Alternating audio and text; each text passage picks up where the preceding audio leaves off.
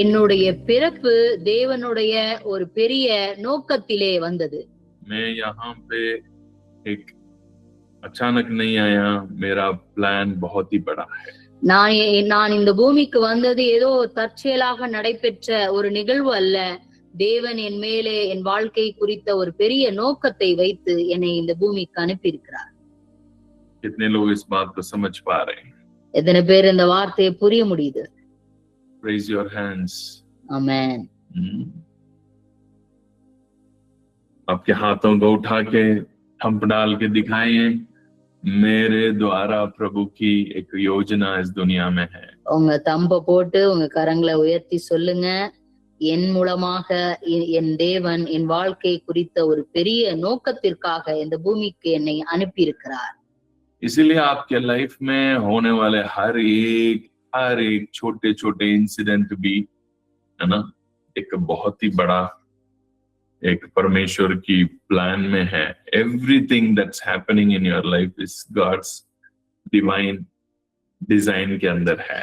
உங்க வாழ்க்கையில சின்ன சின்ன காரியங்கள் நடந்தாலும் தேவனுடைய அந்த டிசைன்ல அந்த திட்டத்திற்குள்ளே அது இருக்கிறது. क्योंकि आप यहाँ पे ऐसे ही नहीं आया, उनकी बहुत बड़ा प्लान से आए हैं. அதனாலதான் நான் உங்களுக்கு சொல்றேன், உங்களுடைய பிறப்பு ஏதோ தற்செயலாக நடந்த நிகழ்வு அல்ல. தேவன் ஒரு பெரிய நோக்கத்தை உங்கள் வாழ்க்கையிலே வைத்து உங்களை அனுப்பி இருக்கிறார். इसलिए आपकी जिंदगी में जो चल रहा है ना, जो घटना अभी चल रही है, நீங்க போய்கொண்ட பள்ளத்தாக்கின் அனுபவங்கள் போய்கொண்டிருக்கிறதுல जो कुछ भी चल रहा है, எதுவாக மலையோ அது எதுவாக இருந்தாலும் சரி, वो पहाड़ो या तराइयो, அது மலையாக இருந்தாலும் சரி, அது பள்ளத்தாக இருந்தாலும் சரி, everything எல்லாமே carries a purpose. அது ஒரு பெரிய நோக்கத்தை சுமந்து கொண்டிருக்கிறது. यूसुफ के लाइफ को देखो, हर एक चीज प्लान के साथ ही हुआ है. யோசேப்புடைய வாழ்க்கையை நீங்க பார்ப்பீர்கள் என்றால் அவனுடைய வாழ்க்கையில எல்லாம் ஒரு பெரிய ஒரு திட்டத்திற்காக நடந்தது. उसका अचानक गड्ढे में जाना और उनको ये मिस्र में बेचा जाना और हर एक चीज उनकी लाइफ में there was a plan. யோசேப்புடைய வாழ்க்கையில பாப்பீங்கன்னா திடீர்னு அவன் குழியில போனான், திடீர்னு விற்கப்பட்டான், திடீர்னு அடிமைப்படுத்தப்பட்டான். எல்லாமே ஒரு பெரிய திட்டத்திலே இருந்தது. Even जेल में जाके बैठा, वो भी वहीं से परमेश्वर उसको सिंहासन में ले गया. அவன் ஜெயிலுக்கு போனா கூட அந்த ஜெயில இருந்து அவன் சிங்காசனத்திற்கு அமரப்பட்டான். Because God's divine plan is working in his life. ஏனென்றால் யோசேப்புடைய வாழ்க்கையில் ஒரு தெய்வீகமான ஒரு திட்டம் அவனுக்குள் இருந்தது, அவன் மூலமாக இருந்தது. आपके लाइफ भी इस दुनिया में एक पर्पस के साथ है. உங்க வாழ்க்கையும் ஒரு பெரிய நோக்கத்திற்காக வைக்கப்பட்டிருக்கிறது. So जो कुछ भी आपके लाइफ में चल रहा है, எதெல்லாம் உங்க வாழ்க்கையில நடக்குதோ there is a plan. அது ஒரு திட்டம் இருக்கிறது அதை வைத்து. इसलिए मैंने कल आपको बताया, நேற்று தினத்திலே அதனால்தான் நான் சொன்னேன், है ना, एक वचन आपको बताया, इब्रानियों की किताब अध्याय 5 का 8 वचन, अध्याय 5 वचन 8. எபிரேயர் 5வது அதிகாரம் 8வது வசனத்திலே நீங்கள் பார்ப்பீர்கள் என்றால், அவர் குமாரனாய் இருந்தும், அந்த வேர்ட் அதுல ரொம்ப ரொம்ப நோட்டடான ஒரு வார்த்தை பாருங்க. அவர் குமாரனாய் இருந்தும் பட்ட பாடுகளினாலே கீழ்ப்படிதலை கற்றுக்கொள். குமாரனாய் இருந்தும், அந்த வேர்டு அதுல ரொம்ப முக்கியமான வார்த்தை.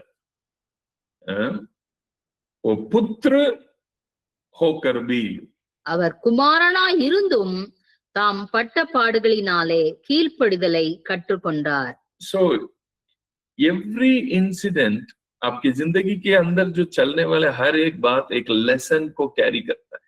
நீங்க உங்க வாழ்க்கையில நடைபெறுகிறதான எல்லா நிகழ்வுகளும் ஏதோ ஒரு பாடத்தை சுமந்து வருகிறது. जब तक हम उस लेसन को नहीं सीखते हैं, எப்ப வரையும் அந்த பாடத்தை நம்ம கற்றுக்கொள்ளலையோ, वो लेसन आपकी जिंदगी में खत्म नहीं होता है. அந்த பாடம் உங்களை விட்டு போகாது, முடியாது. वहां पे वो वचन आप पढ़ के देखें. நீங்க அத படிச்சு பாத்தீங்கன்னா நல்லா தெரியும்.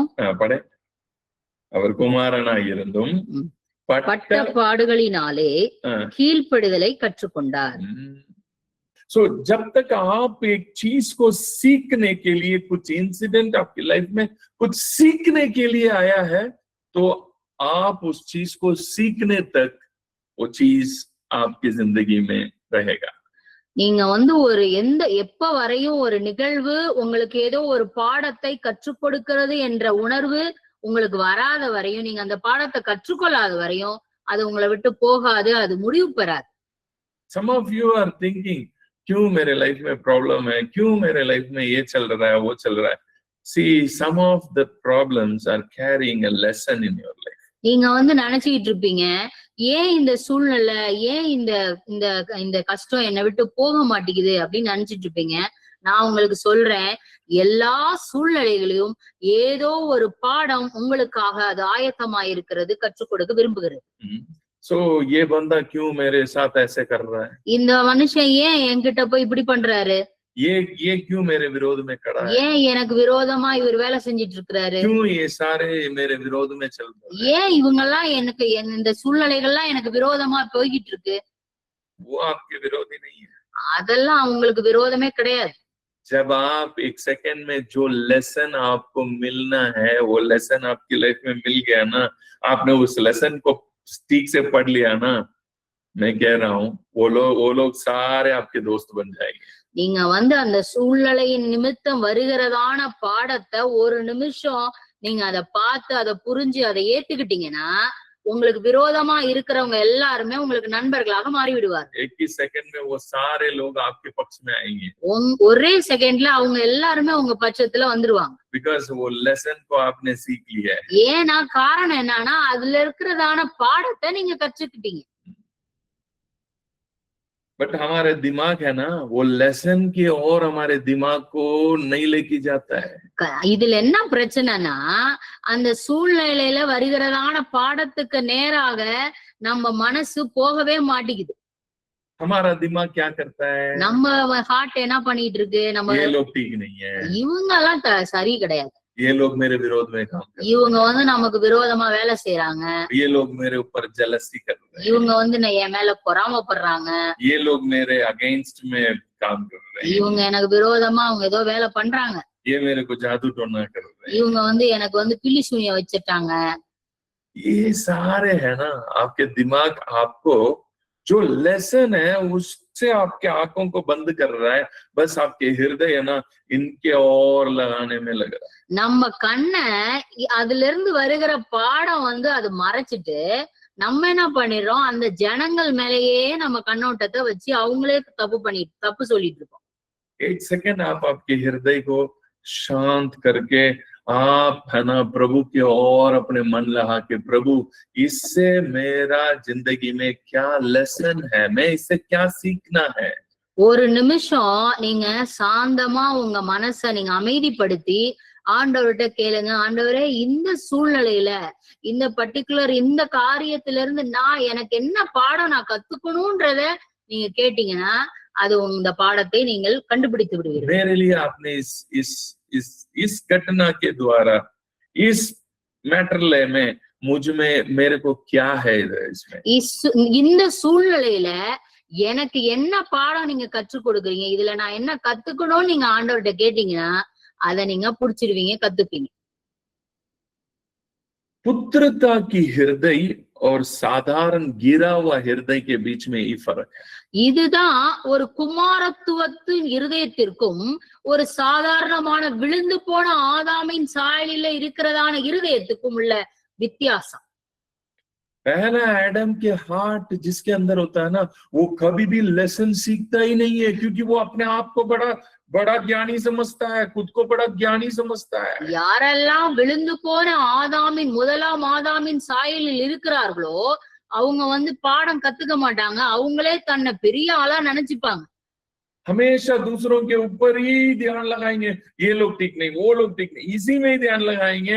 They never try to learn lessons. அவங்க மத்தவங்களையே குத்தம் சொல்லிட்டு இருப்பாங்க, இவங்க சரி அவங்க சரி, இவங்க தப்பு பண்றாங்க, அவங்க தான் பாடம் கத்துக்கணும் அப்படின்ற இருதயம் அவர்களுக்கு இல்லாமல் இருக்கும். But जब आप सेकंड एडम के अंदर आ रहे हैं, நீங்கள் இரண்டாம் ஆதாமின் சாயலுக்குள்ளாக நீங்கள் வந்து விடுவீர்களானால், अगर आप पुत्रता के अंदर प्रवेश कर दिया, நீங்கள் குமாரத்துவத்துக்குள் நீங்கள் பிரவேசித்து விட்டீர்கள் என்றால், आपके लाइफ में आने वाले हर एक इंसिडेंट के अंदर रहने वाले शिक्षा, एक लेसन, आपका हृदय उस लेसन की ओर आगे बढ़ेगा. உங்க வாழ்க்கையிலே உங்கள் சூழ்நிலையில் வருகிறதான பாடங்களுக்கு நேராக உங்கள் இருதயம் திருப்பப்படும்.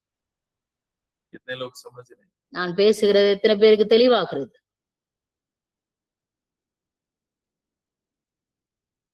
यीशु मसीह की विरोध में लोग बात किए, यीशु मसीह को लेके जाके मार डाला, सब कुछ विरोधी था, सब लोग विरोध कर रहे थे, बट वचन में ये नहीं लिखा है वो लोग सब इनकी विरोधी है, ये है वो है, यीशु मसीह इनके विरोधी जैसा देखा नहीं।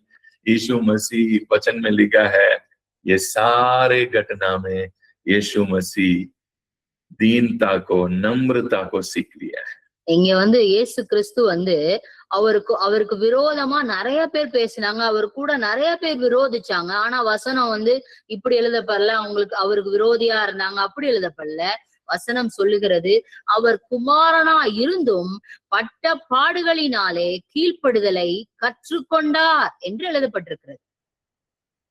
Sonship always, आपके अंदर वो पुत्रता आपके लाइफ में एक ऐसे हृदय देगा, ऐसे हृदय को आपके अंदर है ना वो देना शुरू करेगा. आप आपकी लाइफ की हर एक इंसिडेंट्स के अंदर लेसन को लेना शुरू करेंगे. आपका हृदय जैसे आपने वो लेसन को समझ गया ना, वो चीज खत्म हो जाएगा. குமாரத்துவத்தின் இருதயம் உங்களுக்கு இருக்கும் என்றால், நீங்கள் எல்லா சூழ்நிலைகளிலும் நீங்கள் ஒரு பாடத்தை கற்றுக்கொள்வீர்கள். நீங்க பாடத்தை கற்றுக்கொண்டுட்டீங்கன்னா அந்த சூழ்நிலை நின்றுரும், தீந்துரும், முடிவுக்கு வந்துரும். अब तक क्यों चल रहा है? இப்ப வரை ஏன் போய்கிட்டு இருக்குன்னா, காரணம் आपका नजर अभी भी दूसरों में ही लगी हुई है. உங்க கண்ணு மத்தவங்களையே பாத்துக்கிட்டு இருக்கு. ये जो फाइनेंशियल क्राइसिस जो आया, ये क्यों आया? பொருளாதார உங்களுக்கு குறைவு ஏன் வந்துச்சு? क्यों आया? ஏன் வந்துச்சு? कहीं ना कहीं एक लेसन है उसके अंदर. அதுல ஏதோ ஒரு பாடம் உங்களுக்காக ரெடியா இருக்கு. God wants to teach you something bigger. நீங்க बिग ज्ञान को, वो एक बहुत बड़ा ज्ञान को आपको देना चाहता है. அந்த சூழ்நிலையில ஏதோ ஒரு பெரிய ஞானத்தை தேவன் உங்களுக்கு கற்றுக் கொடுக்க விரும்புகிறார். एक फेथ को आपके अंदर डिपॉजिट करना चाहता है. ஏதோ ஒரு விசுவாசத்தை உங்கள் இருதயத்திலே டெபாசிட் பண்ணுவதற்கு விரும்புகிறார். Some kind of वो एक फेथ की आपको एक विश्वास का डिपॉजिट होने वाला है. விசுவாசம் உங்களுக்குள்ளே டெபாசிட் ஆறதுக்கு அது ரெடியா இருக்கு.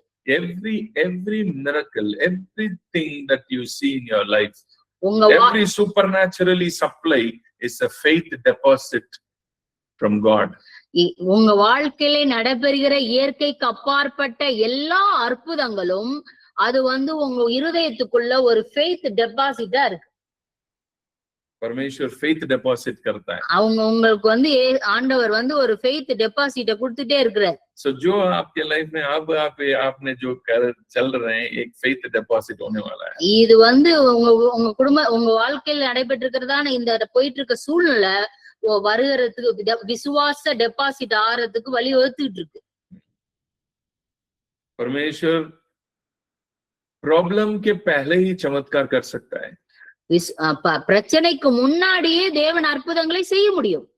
क्यों नहीं कर सकता? ஏன் செய்ய முடியாது?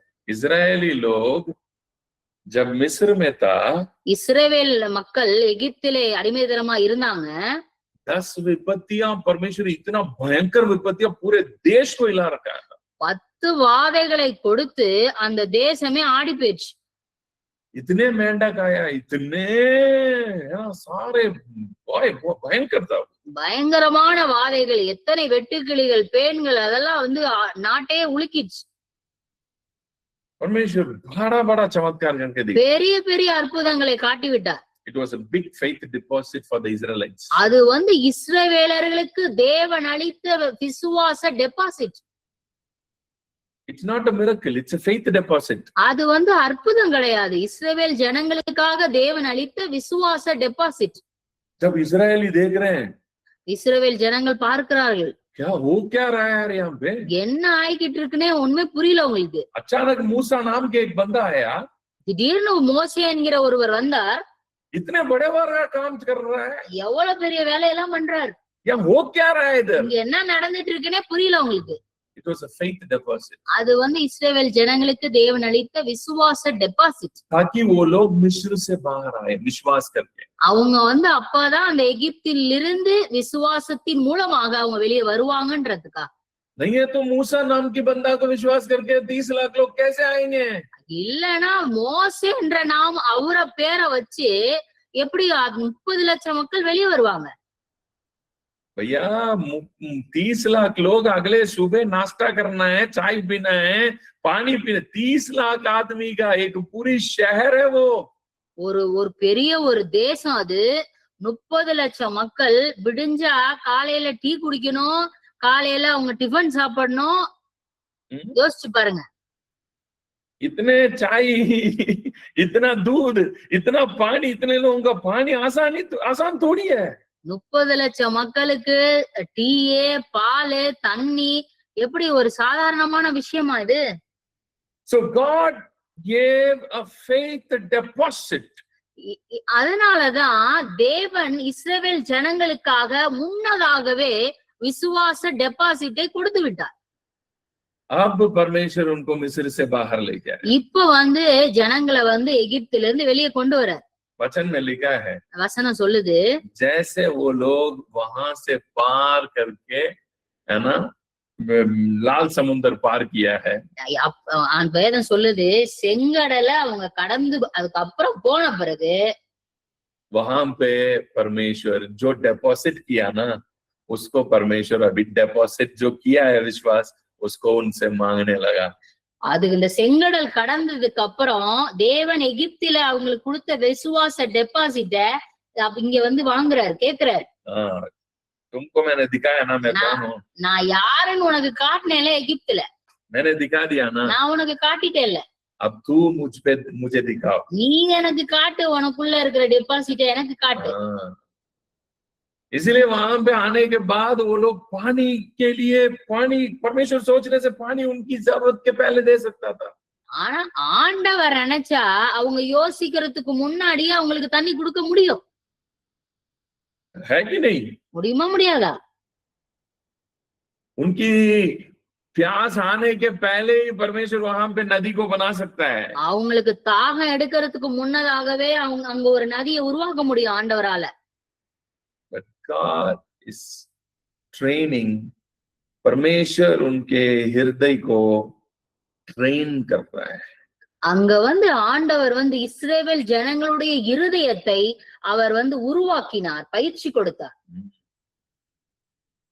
Faith lesson सिखा रहा है।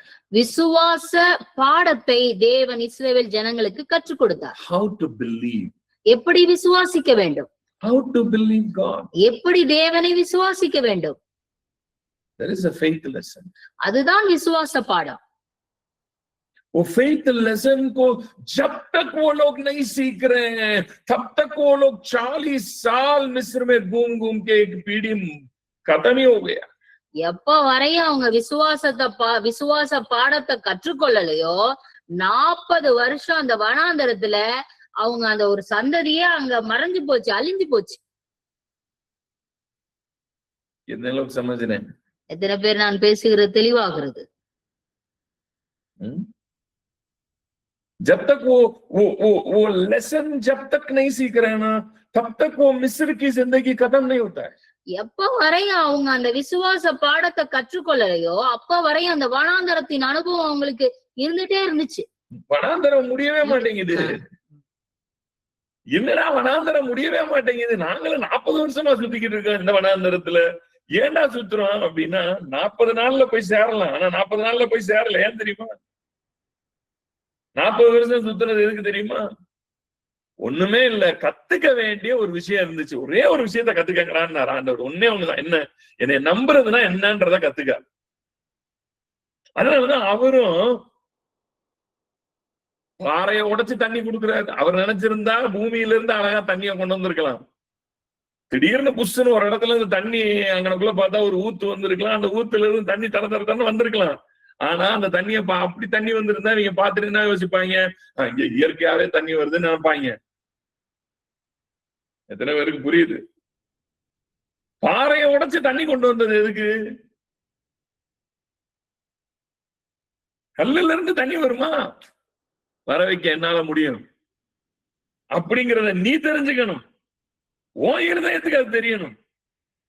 இந்த பாடம் முடிகிற வரைக்கும், இந்த பாடத்தை அவங்க கத்துக்கிற வரைக்கும் ஆண்டவர் அங்க வெயிட் பண்ணிட்டே தான் இருக்கிறார். 40 साल परमेश्वर अब देखो उनके जीवन में कैसे कैसे किया है।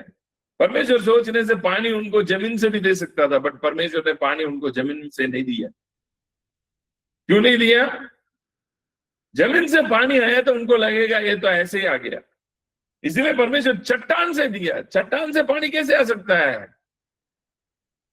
God wants to tell them that I am your provider and I can give you everything supernaturally. தேவன் அவர்களுக்கு ஒன்றை கற்றுக் கொடுக்க விரும்பினார். நான் தான் உன்னுடைய எல்லா தேவைகளையும் இயற்கைக்கு அப்பாற்பட்ட முறையில் சந்திக்க முடியும், என்னால் முடியும் என்பதை அவர்களுக்கு காட்ட விரும்பினார். और तुम लोगों का सोर्स मैं ही हूं. உன்னுடைய ஒவ்வொரு சோர்ஸ், உன்னோட சோர்ஸ் நானா தான் இருக்கணும். நீ என்னைய விசுவாசிக்கணுங்கிற அந்த ஒரே ஒரு விஷயத்தை தான் கத்துக் கொடுக்க நினைச்சார் இஸ்ரவேல் மக்களுக்கு. ஆனா வசனம் என்ன சொல்லுதுன்னா, அவங்க கடைசி வரைக்கும் கத்துக்காத பாடமா இருந்துச்சு அவங்களுக்கு. ஏன்னா அவங்க இருதயம் கடினமா இருந்ததுன்னு வேதம் சொல்லுது. உங்க இருதயம் கடினமா இருந்துச்சுன்னு வைங்களேன், கடின இருதயம் உள்ளவர்கள் பாடம் கத்துக்கவே மாட்டாங்க. जब हृदय कठिन होता ना, जब हृदय कठिन हो जाता ना, इजराइल लोगों के बारे में बाइबल में पढ़ के देखो, because of their hardness of their heart. நீங்க இஸ்ரவேல் ஜனங்களை பத்தி நீங்க பைபிள்ல படிச்சீங்கன்னா, அவர்களுடைய இருதயத்தின் கடினத்தின் நிமித்தம் அவங்க எதுவுமே கத்துக்க முடியல. வனாந்தரம் அவங்களை விட்டு போல. 40 साल की मिस्र की जिंदगी उनको कोई फायदा नहीं बना. நீங்க 40 வருஷம் அந்த வனாந்தர வாழ்க்கை, அவங்க வாழ்க்கை எதுவுமே மாறல அவங்களுக்கு. அவங்க வாழ்க்கை मैं आपको कह रहा हूं, कनान में परमेश्वर सोचने से एक दिन में ले जा सकता था. நான் உங்களுக்கு சொல்றேன், தேவன் நினைத்திருந்தார் என்றால் ஒரே நாளிலே கனானுக்கு அவர்கள் போயிருக்க முடியும். क्योंकि इतना सारा रद्द था मिस्र में. परमेश्वर बोल देता, जब लोगों से पैसा लो, लोगों से सोना लो, लोगों से डायमंड लो करके बोला ना, परमेश्वर ये भी बोल देता था, सारे रद्द को उठा के ले जाओ, जितने भी इनके पास हाथियां हैं, घोड़ा है, सबके उठा के ले जाओ. அங்க எகிப்துல ஒருவேளை இவர் இப்படி யோசிச்சிருந்தாருன்னா, தங்கத்தை வாங்கு, இதை வாங்கு, அதை வாங்குன்னு சொன்ன ஆண்டவரு அங்க குதிரை இருக்கு, ஒட்டகம் இருக்கு, அங்க ரதங்கள் இருக்கு, எல்லாத்தையும் தூக்குன்னு இருப்பாரு.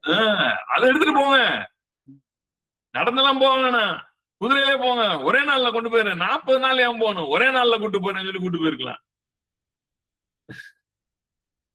கானான்ல நல்லா புரிஞ்சுக்கங்க, கானான்ல என்ன இருந்துச்சு? பாலும் தேனும் ஓடும், அவ்வளவுதான் இருந்துச்சு. ஆனா வனாந்தரத்துலதான் இவங்க லைஃபோட லெசனே இருந்துச்சு. இவன் அங்க போயிருந்தான்னா, ஒரே நாள் அங்க கொண்டு விட்டுருந்தாருன்னா ஒண்ணுமே கத்திருக்க மாட்டான். அங்க போறதுனால என்ன ஆயிரப்போகுது? இப்ப நீ கானானுக்கு போயிட்டு என்ன ஆயிரப்போகுது? எப்படி இந்த பூமிக்கு வந்து அப்படியே செத்து போயிட்டேன்னா அப்புறம் எதுக்கு இங்க வந்த? ஹலோ, எத்தனை பேருக்கு புரியுது? எப்படி வந்தனா அப்படியே சாகுறேன்னா அப்ப எதுக்குதான் இங்க வந்த? அப்ப இந்த பூமியோட வாழ்க்கை உனக்கு என்னதான் கொடுக்குது? என்னதான் நடந்துச்சு உனக்கு இங்க? நீ எதுக்குதான் வரணுங்க? அப்போ இங்க நான் கத்துக்கிறதுக்கு எனக்கு ஒண்ணுமே இல்லைன்னா அப்ப எதுக்கு எனக்கு இந்த பூமிக்குரிய வாழ்க்கை? இந்த பூமியில இயேசு குமாரனாயிருந்தும், அதாங்க முக்கியமான வேர்டு, பட்டப்பாடுகளினாலே ஒரு விஷயத்த லேர்ன் பண்ணிட்டு போனார். இந்த பூமியில இருந்து, இந்த பூமிக்குள்ள இயேசுவே வந்தாலும் கத்துதான் ஆகணும்.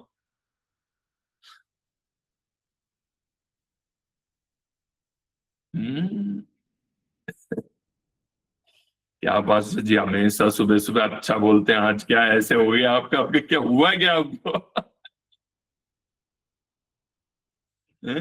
சொல்லுமா?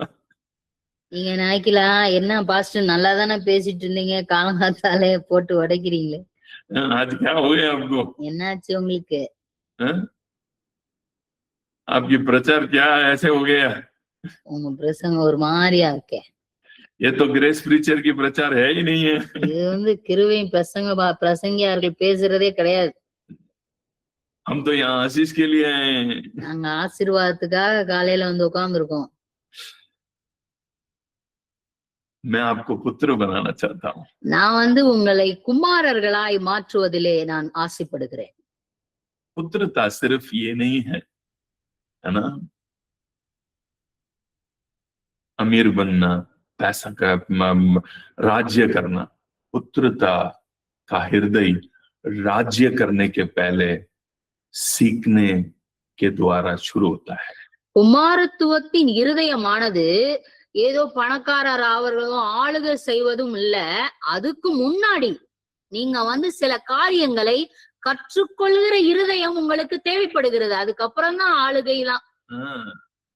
கத்து கொடுக்கிற இருதயம் தான். அந்த கத்துக்கிற இருதயம் இருக்கு பாருங்க, ஒவ்வொரு லெசன் ஒவ்வொன்னும் லெசன்றான்றதுல இடத்துல இருந்து ஆரம்பிச்சு லைஃப்ல இன்னைக்கு இந்த இதுல இருந்து நான் என்ன லெசன் கத்துக்கிறேன், இங்க நான் என்ன கத்துக்கிட்டேன், இன்னைக்கு இந்த ஆள் என்ன இப்படி பேசினாரு, அதுல இருந்து நான் என்ன கத்துக்கிட்டேன், எனக்கு என்ன கிடைச்சது, நான் இதுக்கு எப்படி ரியாக்ட் பண்ணேன், இதுல நான் எப்படி ரியாக்ட் பண்றேன், இந்த மூமெண்ட் நான் எப்படி ஃபேஸ் பண்றேன், அப்படிங்கிற ஒவ்வொரு விஷயத்திலையும் நீங்க எப்படி கத்துக்கிறீங்கன்ற ஒரு மேட்டர் இருக்கு. हर एक स्थिति में हमको कुछ ना कुछ सीखने के लिए हृदय आ रहे हैं ना, यही है संस्कार. पुत्रता का हृदय शुरू हो रहा है. இந்த குமாரத்துவத்தின் இருதயத்தை இஸ்ரவேலர்களுக்கு கொடுக்கணுங்கிறதுக்கு தான் 40 வருஷம் எடுத்தார். So that they may learn something. They get the heart to learn. அவங்க இருதயம் அப்பதான் கத்துக்கிற இருதயம் அவங்களுக்குள்ள வரணும்ன்றத ஆண்டவர் விரும்பினார். ஆனா இஸ்ரவேல் ஜனங்களுடைய இருதயம் மிகவும் கடினப்பட்டு விட்டது. पास्टर जी मैं कोई कठिन है ही नहीं है. பாஸ்டர் நான் வந்து இருதயம் எல்லாம் கடினமாலாம் இல்ல.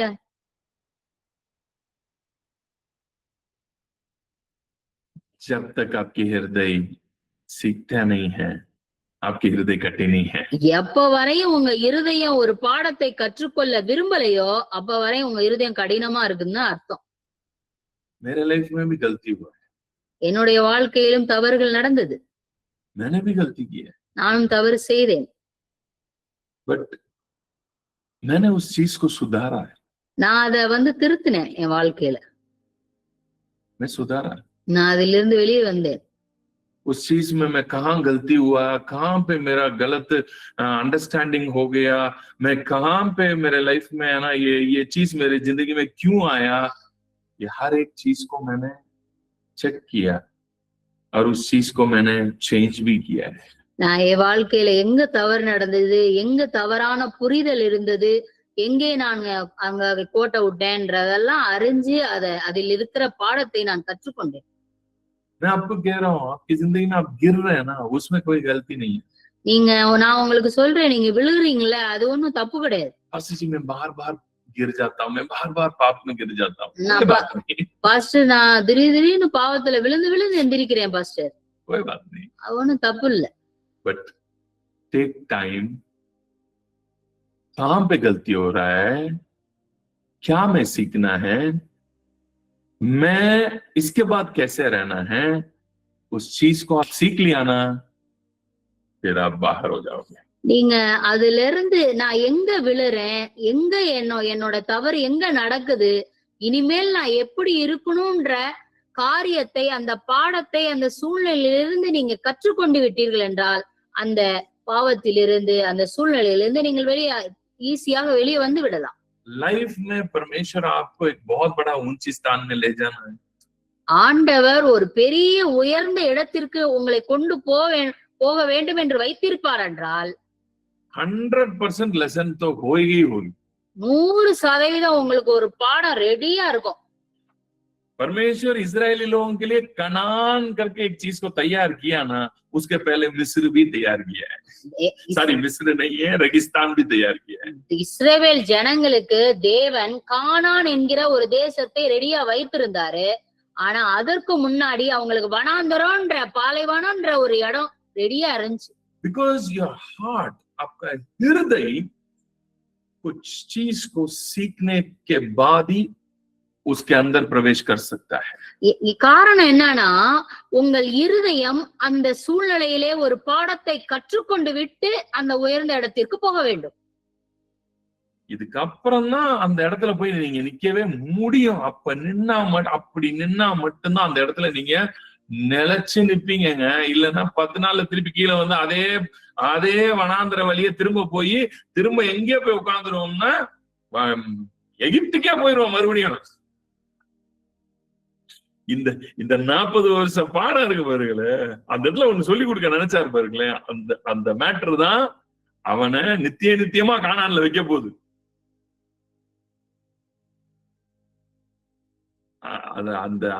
அந்த கானானை ஹேண்டில் பண்ணக்கூடிய ஹார்ட்டை முதல்ல கொடுக்கணும். அந்த ஹார்ட்டை கொடுக்காம கானானை கொடுத்தா கானானை இவன் வச்சிருக்க மாட்டான். கொஞ்ச நாள்ல கானானையே வனாந்திரமாக்கிடுவான்.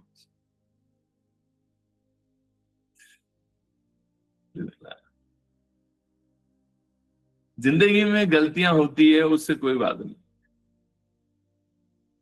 बट लर्न, सीखो क्या है मुझ में, क्या लेसन है मुझे.